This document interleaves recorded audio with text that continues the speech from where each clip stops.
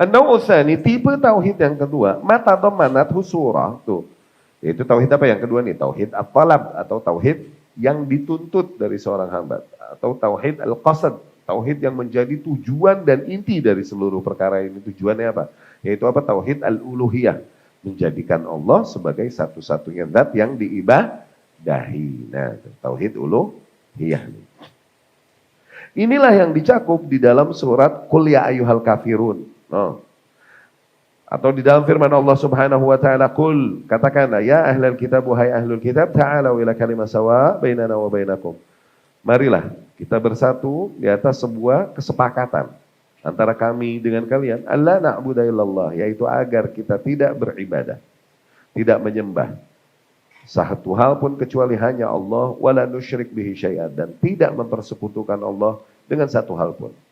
Wala yattakhidh ba'duna ba'dan arbaban min dunillah, dan agar tidak kita menjadikan satu sama lain sebagai Rabb lain selain Allah Subhanahu wa taala. Fa in tawallau, dan apabila mereka berpaling, yakni para ahlul kitab tersebut ketika diajak kepada nilai itu untuk bersepakat di atas hal tersebut. Apabila mereka berpaling dari hal tersebut, dari ajakan itu, faqulu syahadu bi anna muslimun. Maka katakanlah pada mereka, saksikanlah bahwa kami adalah orang-orang yang berserah diri, berislam. Ya.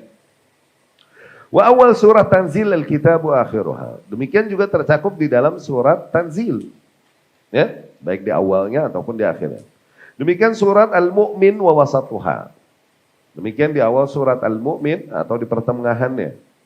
Wa akhiruha. Demikian juga di akhirannya. Wa awal surat Al-A'raf, dan demikian juga yang ditegaskan di dalam awal surat Al-A'raf wa akhiruha, dan akhirnya. Wa jumlah surat Al-An'am, dan banyak posisi di dalam surat Al-An'am. Wa ghalib suwaril Quran. Demikian umumnya surat-surat yang ada di dalam Al-Quran menegaskan hal tersebut. Dan hakikatnya nih, kullu surah fil Quran, semua surat yang ada di dalam Al-Quran, fahiyya mutadamminah, hakikatnya surat-surat yang ada semua di dalam Al-Quran pastilah mencakup linau'ai at-tauhid. Pastilah mencakup dua bentuk tauhid tersebut.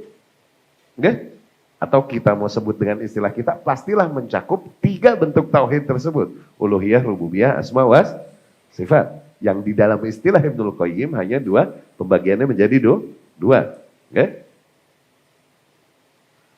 Syahidah bihidayah ilaih. Semua surat dan ayat yang dia dalam Al-Quran itu mempersaksikan hal tersebut, bahkan menyeru kepada hal tersebut.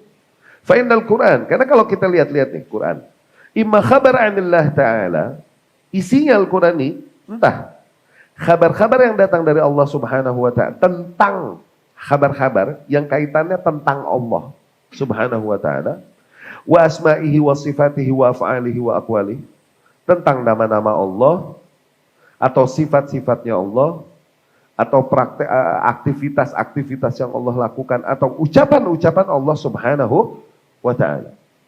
Semua Al-Quran isinya itu kan. Kalau enggak ini itu, gitu kan. Fahuwa at-tauhid al-ilmi al-khabari, maka itu semua hakikatnya masuk ke dalam tauhid al-ilmi al-khabari. Ya, tauhid yang kaitannya dengan al-ilmi al-khabari, maksudnya ini tadi, tauhid al-ma'rifah wal-itsbat. Ya.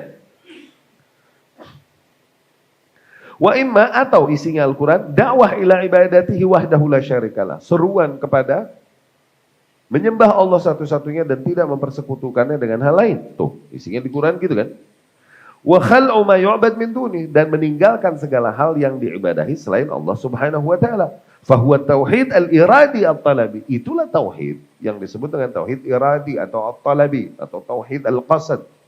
Tauhid uluhiyah di kita mah. Iya kan?